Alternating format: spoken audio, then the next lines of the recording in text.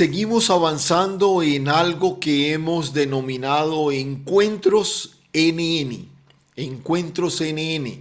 Y básicamente nos referimos, si recién llegas a este espacio, ya esta es nuestra tercera entrega de estos encuentros, es capitalizar algunas lecciones de estos denominados anónimos en la escritura. Personajes de quien no tenemos ni siquiera el nombre, no tenemos el registro en la escritura de hijo de quién era, de cómo se llamaba, a qué familia pertenecía o algo así. Sencillamente personajes que aparecieron en un momento determinado en los diferentes recorridos que hizo nuestro Señor, pero que de alguna manera ese encuentro terminó siendo no solamente transformador para ellos, sino tremendamente aleccionador para nosotros. Y ese es el desafío de estos espacios de estudio, centrarnos un poquito en tratar de mirar esos acontecimientos y reitero, poder atesorar en lo profundo de nuestro corazón la trascendencia de entender que lo importante no es nuestro nombre, no es el nombre de quien llega a Jesús, es el nuevo nombre que en Él ahora recibimos. Eso es lo realmente importante. Estos encuentros NN nos recuerdan eso, que no importa si somos unos NNs dentro del sistema, siempre que tenemos un encuentro real con el Señor, recibimos un nuevo nombre que viene de Él y en el cual somos afirmados ahora como hijos del Rey de Reyes y Señor de Señores. Quiero que me acompañes ahí al Evangelio según San Lucas, el capítulo 6, Lucas capítulo 6. Y vamos a leer a partir del versículo 6 precisamente. Lucas capítulo 6, versículo 6. Y hoy vamos a titular este estudio Tradición y Revelación. Tradición y revelación. Este es un encuentro en el que precisamente estas dos expresiones chocan. Estas dos expresiones valga la redundancia, se encuentran la una frente a la otra. Y curiosamente son dos expresiones que marcan significativamente nuestro acercamiento al Señor. Tradición y revelación. Vamos entonces allí a Lucas capítulo 6, a partir del versículo 6. Aconteció también en otro día de reposo que él entró en la sinagoga y enseñaba, y estaba allí un hombre que tenía seca la mano derecha, y le acechaban los escribas y los fariseos para ver si en el día de reposo lo sanaría, a fin de hallar de qué acusarle. Mas él conocía los pensamientos de ellos, y dijo al hombre que tenía la mano seca: levántate y ponte en medio. Y él se levantó, y él levantándose se puso en pie. Entonces Jesús les dijo: os preguntaré una cosa, ¿es lícito en día de reposo hacer bien o hacer mal? ¿Salvar la vida o quitarla? Y mirándolos a todos alrededor, dijo al hombre: extiende tu mano. Y él lo hizo así, y su mano fue restaurada. Y ellos se llenaron de furor y hablaban entre sí qué podrían hacer contra Jesús. ¿Qué podrían hacer contra Jesús? Y mira, estamos frente a una de las tradiciones de mayor relevancia para la religión judía, la institución del día de reposo. El día de reposo es uno de esos elementos que hacen parte de la tradición religiosa de los judíos, que tiene una trascendencia tal que incluso algunas expresiones evangélicas de hoy centran incluso la observancia del día de reposo como un elemento clave para la salvación. Y todo esto es una herencia propia de la religión judía. Y es interesante porque lo que Dios dice acerca del día de reposo en la ley misma, o sea, en lo que está consignado en la escritura, es realmente mínimo. No hay grandes tratados acerca del día de reposo, aunque se menciona alguna instrucción referente a él. Pero en contraste con lo que la Biblia dice acerca del día de reposo, tenemos innumerables tratados de toda la interpretación judía en torno a esta institución, normas, regulaciones, medidas, penalidades y todos los detalles que pueda albergar la mente humana en torno a este día. Cuánto peso se debería cargar, cuánta distancia se debería caminar, qué actividades se podían hacer y hasta qué grado. Es toda una serie de regulaciones en torno a lo que, repito, termina siendo una de las tradiciones más fuertes dentro de la religión judía, la institución del día de reposo.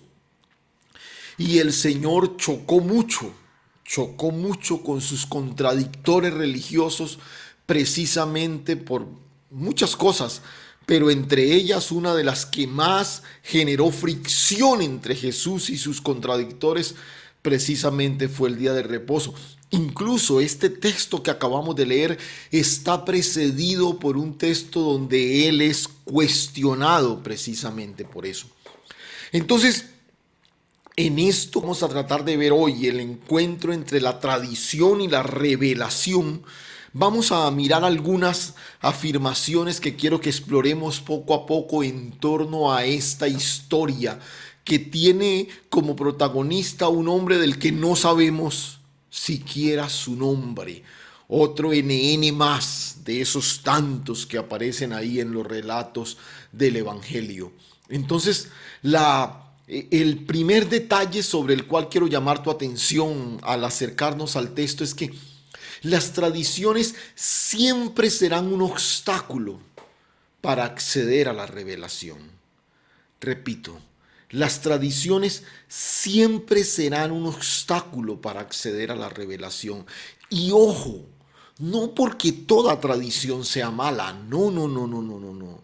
Pero es una tradición y una tradición es una manera puntual de ver algo, es una manera de interpretar una realidad, es de alguna forma una camisa de fuerza que te impide en cierta manera encontrarte con lo fresco, con lo nuevo, con lo novedoso que Dios tiene para nosotros en un momento determinado.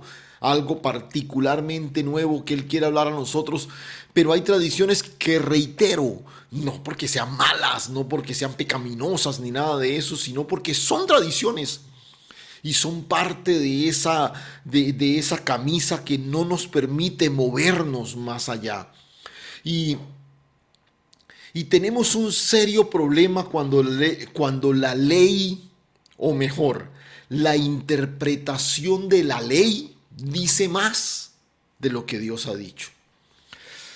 Analiza, la gran mayoría de cosas que hoy hemos recibido, atesorado, que incluso hacen parte de nuestro adoctrinamiento evangélico, muchas de esas cosas no corresponden a lo que Dios ha dicho en su palabra. Tiene más que ver con algunas tradiciones o interpretaciones. Esto sucedía, por ejemplo, con el día de reposo. Te menciono, hay pasajes enteros en la escritura que hablan sobre el día de reposo, pero no hay tanto contenido acerca del día de reposo como la tradición quiere hacerlo ver. Lo que sí abunda es la interpretación de esos textos que la escritura menciona. Por eso reitero, tenemos un serio problema cuando la ley dice más o cuando mi interpretación dice más de lo que realmente Dios ha dicho. Te pongo un ejemplo del que hemos mencionado en otras ocasiones. La gran mayoría de cosas que la tradición evangélica sabe acerca del cielo no lo dice la escritura. es la interpretación de lo que la Escritura dice. Y tenemos todo un imaginario de cómo es el cielo, de dónde queda el cielo, de dónde estará el cielo, de qué pasa. Pero en últimas, nada de eso está en la Escritura. Es muy poco lo que está en la Escritura. Por eso te digo, hay un serio problema cuando lo que yo construyo por tradición termina siendo mucho más grande, mucho más amplio de lo que realmente Dios declara en la palabra. Todo el tiempo estamos deduciendo lo que creemos que Dios dijo. Y eso sucedió en esta época. En el pasaje inmediatamente anterior, como te dije, el texto del 1 al 5, el Señor ya había tenido un pequeño enfrentamiento con un grupo de hombres que acusaron a sus discípulos de no respetar el día de reposo, porque tomaron algunas espigas, las frotaron, las restregaron con las manos para sacar el grano y consumirlo. Y, y, y entonces acusan a los discípulos del Señor de que están quebrantando el día de reposo. ¿Hay acaso una instrucción específica de que unas espigas no se podían frotar en un día de reposo? En la Escritura no, pero en la interpretación de la ley que los fariseos y los escribas tenían, sí, había ese tipo de cosas. Y al final el Señor concluye diciéndoles, el Hijo del Hombre es Señor aún del día de reposo. Y vuelvo y te digo, tenemos un serio problema cuando la revelación, o mejor, cuando la tradición se antepone a la revelación. Porque estoy tratando de escuchar la voz de Dios a través de lo que tradicionalmente he creído y no escuchar la voz de Dios para que confronte lo que hasta hoy he creído. Cuando creemos que Dios puede hacer cosas en ciertas circunstancias específicas y en momentos puntuales. Nota, si tú observas en el texto, este grupo de hombres no tiene problemas con escuchar a Jesús, están escuchándolo, es el día de reposo, están en la sinagoga, no hay problema con eso, pero ellos conocen que Jesús sana enfermos y están ahí con la idea de qué va a hacer frente a un hombre que está enfermo. En el centro del auditorio, un hombre con una visible enfermedad, una limitación seria en su mano derecha. Y entonces ellos están ahí con la expectativa de ver cómo es que el Señor va a actuar en semejante circunstancia.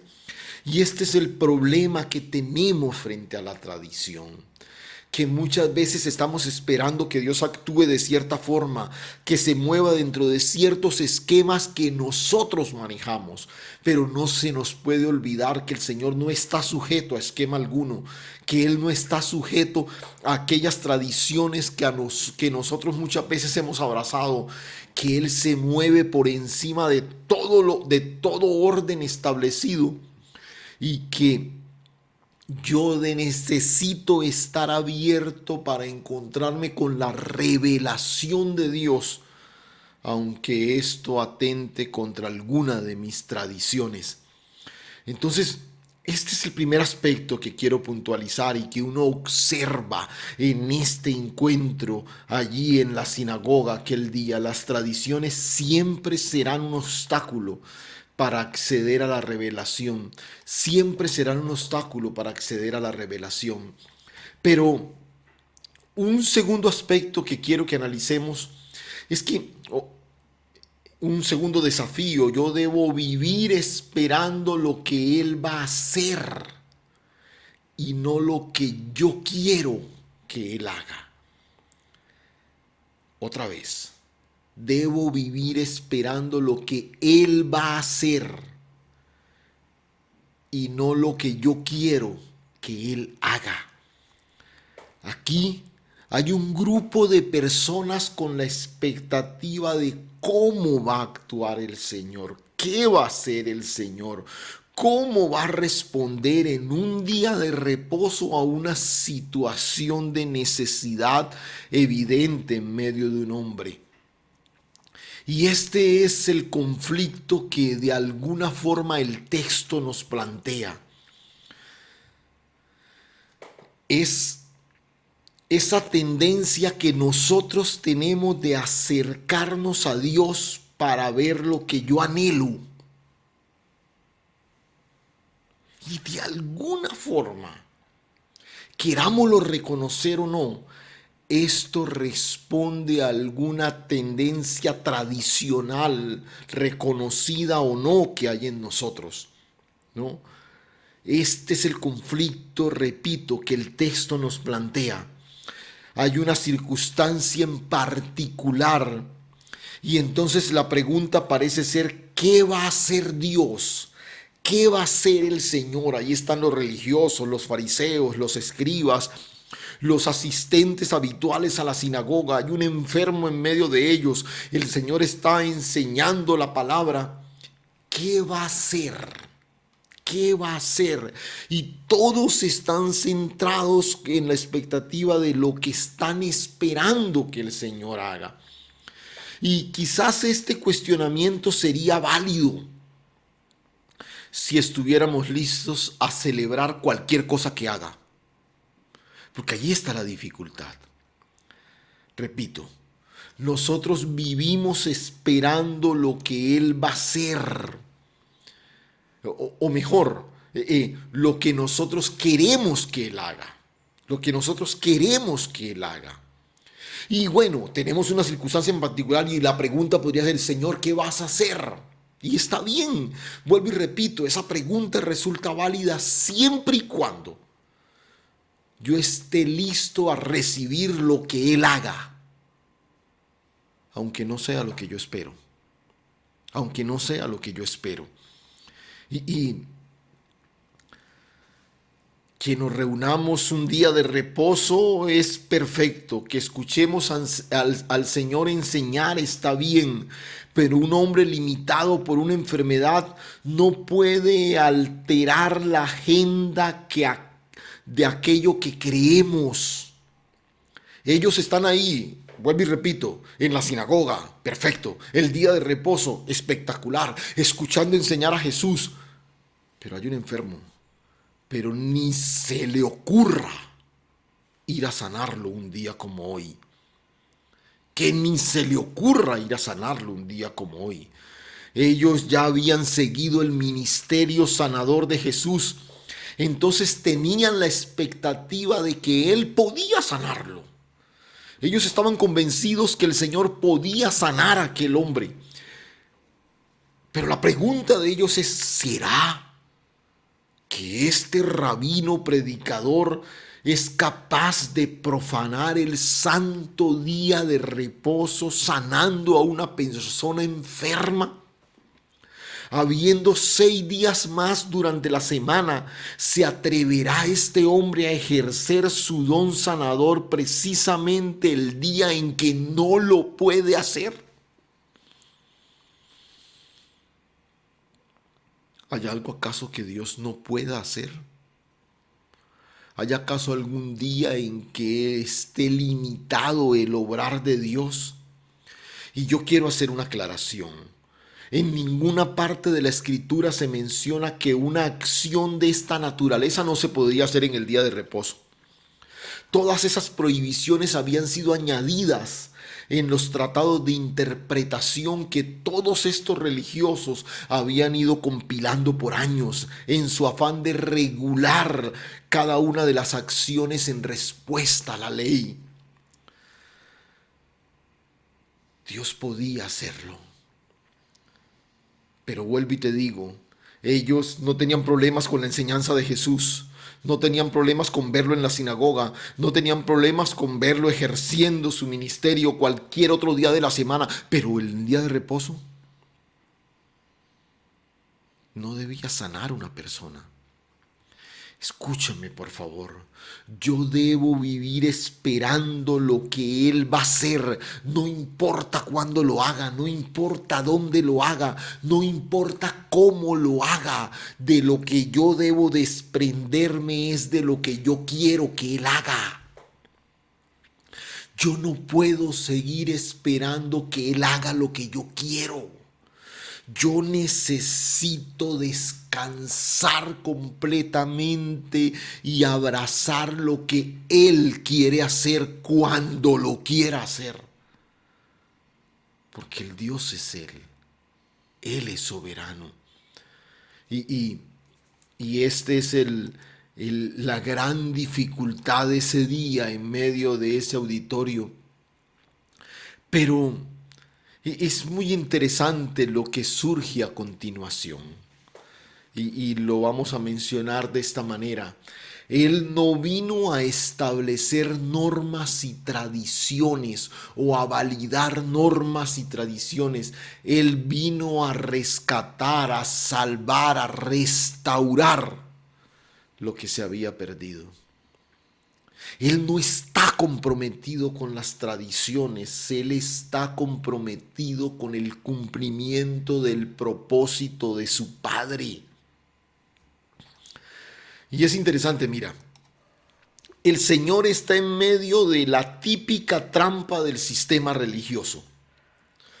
Si Él ni siquiera determina al hombre enfermo, seguramente sería acusado de indolente, de insensible. Un tipo que tiene el poder para sanarlo ni siquiera lo volteó a mirar. Pero si actúa sanándolo, el señalamiento sería en torno a la profanación del día de reposo, de una de las instituciones más sagradas de toda la religión judía. Otra vez, no habría manera de ganar. El Señor quedó encerrado en medio de una trampa que le fue planteada y ahora todo el mundo estaba esperando cómo iba a reaccionar. Pero en el centro de este debate no hay una tradición, no hay una ley, no hay la defensa de una serie de tendencias rabínicas. No, no, en el centro de este debate hay un hombre, una persona, un NN para el relato del evangelista, pero un ser humano que a partir de ese instante fue el objeto del amor y la misericordia de Dios. Y esto es lo espectacular, que mientras nosotros seguimos discutiendo por doctrinas, por tradiciones, por tendencias religiosas, por normas, por leyes, Dios sigue fijando su mirada en los hombres que tienen la necesidad de un encuentro con Él. Aquí hay un hombre con una evidente necesidad y esto es lo esencial con Dios. Por encima de las tradiciones, de las instituciones, de las normas, de las leyes, están las personas. Personas como tú, personas como yo. Los de renombre, los reconocidos, los populares, pero también los incógnitos, los necesitados, los cautivos, los que tienen limitaciones. Porque Él no pone sus ojos en ti por tu popularidad. Él ha fijado su atención en ti por amor a su Hijo Jesucristo. Aleluya. Y eso es lo que nos hace objetos del amor de Dios. No es lo popular que seamos. No es lo reconocidos que podamos ser. No, no, no, es el amor del Padre hacia su Hijo y es en el Hijo que somos aceptos en el amado. Para la religión este hombre era un problema teológico. Para los dirigentes de la sinagoga era un distractor del culto. Este tipo echó a perder el culto hoy.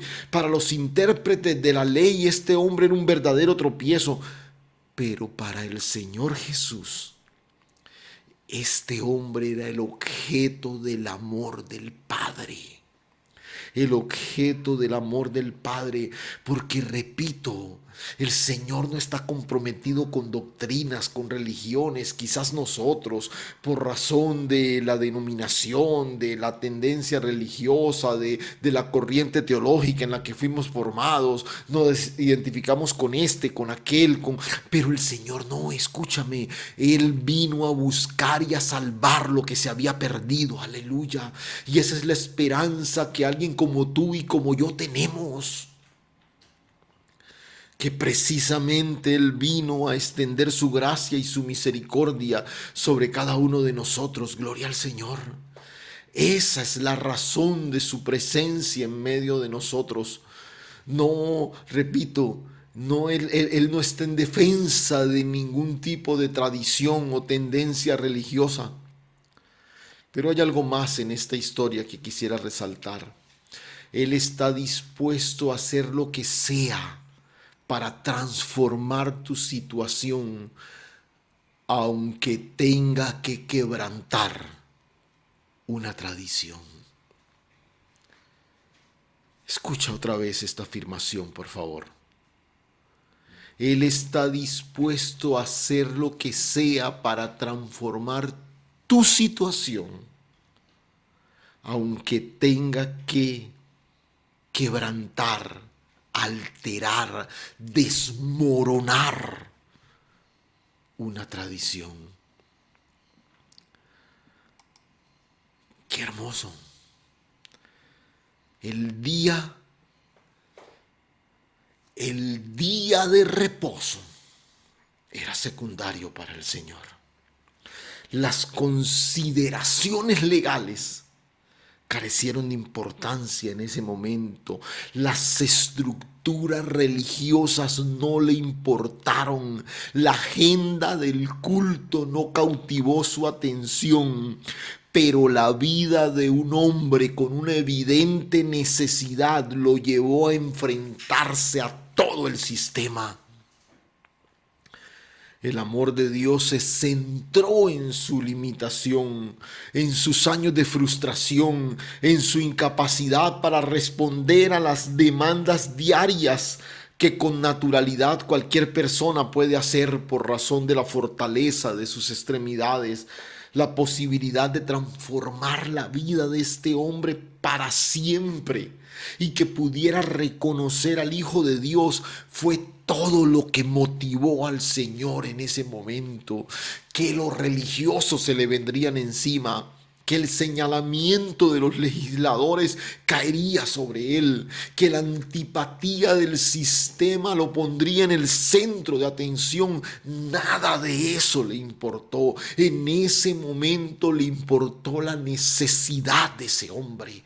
Y yo quiero decirte en esta noche con toda convicción, al margen de todo lo que está sacudiendo al mundo entero, quiero decirte que los ojos del Señor están puestos sobre ti, sobre tu necesidad, sobre tu problema, sobre tu corazón, y Él ha descendido para transformar tu vida y anclarte a su propósito eterno, y para que puedas disfrutar del amor de Dios, ese que no tiene explicación alguna, pero que ha sido dado a nosotros en Cristo Jesús. Aleluya. Una mano seca. La vida había detenido su curso en esta extremidad superior de este hombre. El movimiento se le había ido, la irrigación de la sangre se había detenido, su fortaleza era completamente nula y seguramente el aspecto de la mano era digno de lástima y hasta de repulsión. Jesús aborda la trampa en la que le tendieron con la destreza que solo es propia de Él. Para un grupo de hombres centrados en las consideraciones legales, les plantea una situación en términos de lo que es lícito y lo que no es lícito. Y esto es espectacular. Jesús les dice: os preguntaré una cosa. Os preguntaré una cosa. ¿Es lícito en día de reposo hacer bien o hacer mal? ¿Es lícito en día de reposo hacer bien o hacer mal? ¿Salvar o quitar la vida? Todos, sin excepción alguna, quedaron contra la pared. Este es un cuestionamiento que tiene una sola respuesta. ¿Qué es lícito en el día de reposo? ¿Hacer bien o hacer mal? La respuesta es obvia: hacer bien. ¿Cómo va a ser lícito hacer mal en el día de reposo? Nadie se inclinaría a decirlo de esa manera. Nadie, ni el más osado, diría que es lícito hacer mal o quitar la vida en un día como ese. El desafío ahora era cómo lo asimilaban frente a la situación que él, o mejor, que ellos mismos plantearon en forma tramposa. Ahora el Señor es claro, lo sanó. Extiende tu mano y restauró completamente la vida a la mano derecha de este hombre. Repito, para el Señor fue claro, lo sanó. Pero para ellos el conflicto apenas comenzaba. En lugar de celebrar el milagro, planearon un ataque. En lugar de alegrarse por la sanidad sobrenatural de un hombre limitado, ahora planean cómo enfrentar a Jesús. Y este es el gran problema que surge frente a una premisa de reino que debería ser irrebatible para nosotros. Escúchame, nada, absolutamente nada, es más importante que Él. Ni un día, ni una institución, ni un culto, ni una tradición, ni un escenario es más importante que Él. Y no hemos entendido de qué se trata. A veces defendemos férreamente tradiciones que resultan absurdas cuando de frente desconocemos la grandeza de la presencia de Él en medio de nosotros. Somos celosos, por ejemplo, con el auditorio. El auditorio es sagrado. En el auditorio no comemos. En el auditorio no hacemos esto. En el auditorio hablamos hasta con la voz un poquito más suave. Escúchame, el auditorio son ladrillos. El auditorio es ornato. El auditorio son sillas. No profanamos el auditorio ni siquiera levantando la voz. Pero levantamos nuestra voz para hablar mal de nuestro hermano. Levantamos nuestra voz para desconocer la presencia de Dios en la vida de nuestro hermano. Tenemos un celo sagrado por un armazón de ladrillos. Pero nos cuesta trabajo reconocer, respetar y reverenciar, honrar la vida de Cristo que habita en la vida de nuestro hermano. ¿Ves lo absurdo que resulta? Tan absurdo como la historia que acabamos de leer. Unos hombres celosos por la tradición de un día, pero indolentes frente a la necesidad de un hombre que no tiene vida en una de sus extremidades.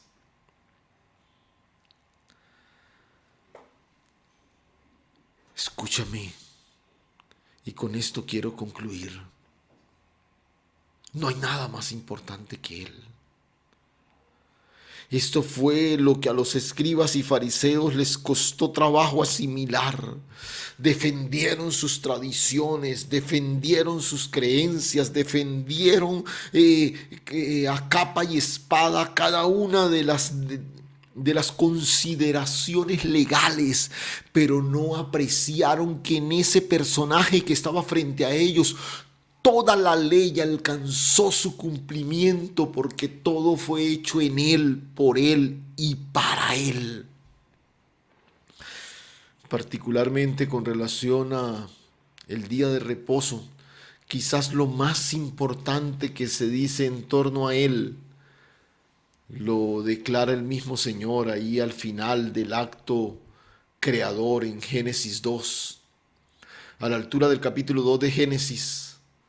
Cuando se estableció ese día y se presentó como sombra de lo que realmente era, fueron acabados los cielos y la tierra y todo el ejército de ellos, y acabó Dios en el día séptimo. la obra que hizo y reposó. Ese día séptimo fue el día de reposo porque en ese día, escúchame, Dios acabó toda la obra que hizo. El día séptimo de toda la obra que hizo, ese día, reitero, reposó. Y bendijo Dios al día séptimo y lo santificó, porque en él reposó de toda la obra que había hecho en la creación. Escucha, en él reposó de toda la obra que había hecho en la creación. Hay algunas consideraciones importantes de este día que quizás la tradición judía nunca consideró porque no pudieron reconocer en Cristo el cumplimiento de todas las cosas. El día séptimo, el día de reposo, es el día de toda la obra terminada de Dios. El Señor reposa ese día porque toda la obra fue consumada, fue terminada. El día del reposo Dios lo alcanzó todo, lo concluyó todo. Y por eso lo bendijo y lo santificó. Por eso lo bendijo y lo santificó. Escúchame, la obra perfecta, consumada, terminada de Dios se ha dado en Cristo Jesús. Aleluya. Este es el día en el que nosotros vivimos hoy. Esto es a lo que se refería el salmista cuando dijo: este es el día que hizo el Señor, nos gozaremos y alegraremos en él. Hoy es el día de reposo, mañana es el día de reposo. Tú y yo habitamos en la obra consumada de Dios en Cristo Jesús. Por eso disfrutamos de la bendición de Dios y nos movemos en la santidad del Hijo. Aleluya. No hay tradición que esté por encima de Él. Por esta razón es que yo debo entender el día en el que vivo, en el reposo de Dios en Cristo Jesús. Aquel día que nunca se cerró, porque es el día en el que tú y yo estamos. Y escúchame, escúchame por favor. Por razón del día en que vivimos, el día del reposo del Señor, estamos llamados a hacer el bien siempre. ¿Es lícito hacer bien o hacer mal en el día de reposo? Estamos llamados a hacer el bien siempre.